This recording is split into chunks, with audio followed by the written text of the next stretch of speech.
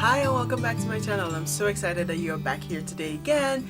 It's one of those sit down videos because I have something special that I'm planning today. It's a special video that is dedicated to my mom. Luckily, my mom's birthday falls with Mother's Day, so this is a combination video of happy birthday mom, happy Mother's Day mom. Say mom. I'm so excited to do something special for my mom because she's an amazing woman and everybody that knows her will tell you this. And I'm really happy that this time I can share my love for my mother with you guys and share it in a very interesting way. So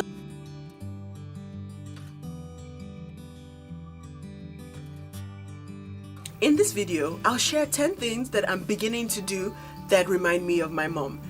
I'm wondering, am I becoming my mother? There's this interesting commercial on TV that shows how people are becoming their parents, and it gave me an idea. Oh, let me identify some of the things that I'm doing that make me think I'm becoming my mother. It is very important for me to do this video today because it actually shows my journey and my growth. In my younger years, I spent time trying to be my own woman. I spent time trying to be different. I spent time trying not to repeat some of the mistakes that I saw my mom make, and I did not spend enough time celebrating the amazing woman that she is. So this video is my way of celebrating my amazing mother. I wish I could have done this video with my twin sister. I'm sure we'll do a part 2 because I'm sure we'll both come up with different things that we do that reminds us so much of our mother. So I had to write it down because I did not want to miss anything. I wrote down the 10 things that make me think I am becoming my mother. Number 1, waking up early. What's up with that? Why am I awake at 4:50 or 5 o'clock? Why? It actually helps a lot when I'm working because I get to work really early. But on the weekends, I wish I could sleep in. Like when people say, oh, we're sleeping till 10 o'clock, I get very jealous because for some reason I'm unable to sleep so long. And my mother, I believe till today, still wakes up before 4 a.m. Mom, you need to sleep more. But really, number 2, tracking milestones. It's so interesting when other people do things and you're like, oh my God, why are they asking me this again? And then you do it and then you catch yourself and you're like, oh, I'm that person too. My mother tracks every single milestone.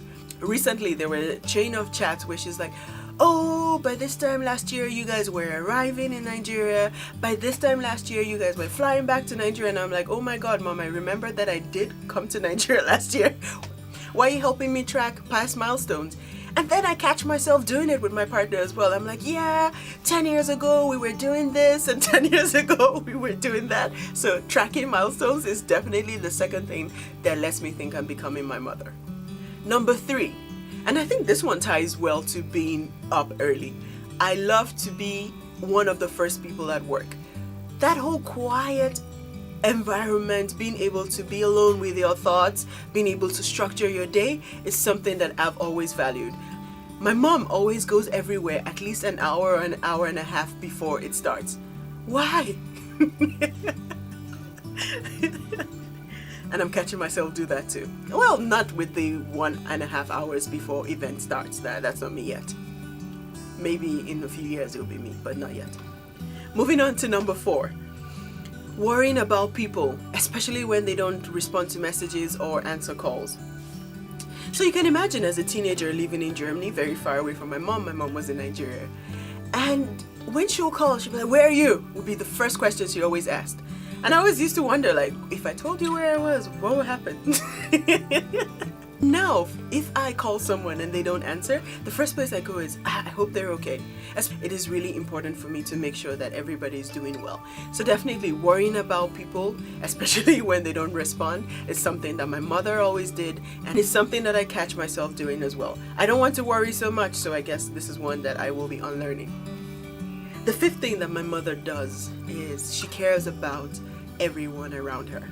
Like, no matter who it is, no matter where you are, no matter who you are, my mother cares about every single person around her.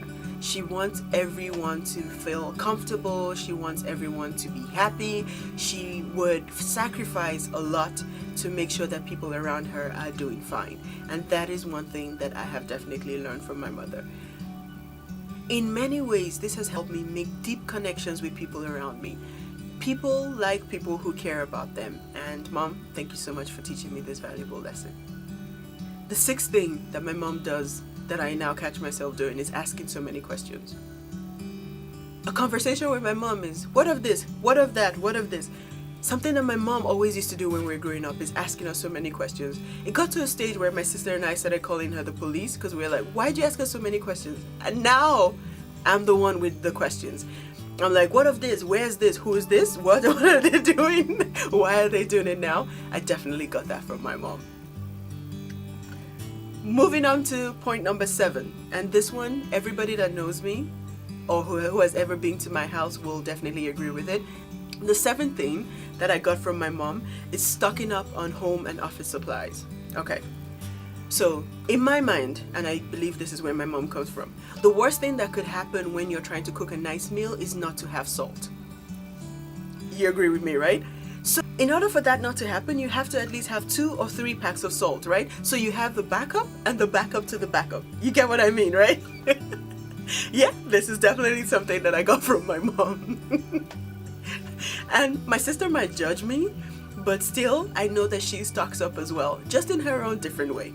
And I do that for all supplies. Like, I never ever want to run out of anything. The 8th thing that my mom does that I find myself doing is rooting for people who are trying hard in life. I never understood this growing up, but my mom always wanted us to have respect for people who were struggling in whatever aspect of their life.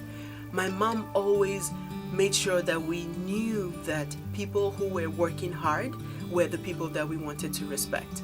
And she rooted for people who the society did not support.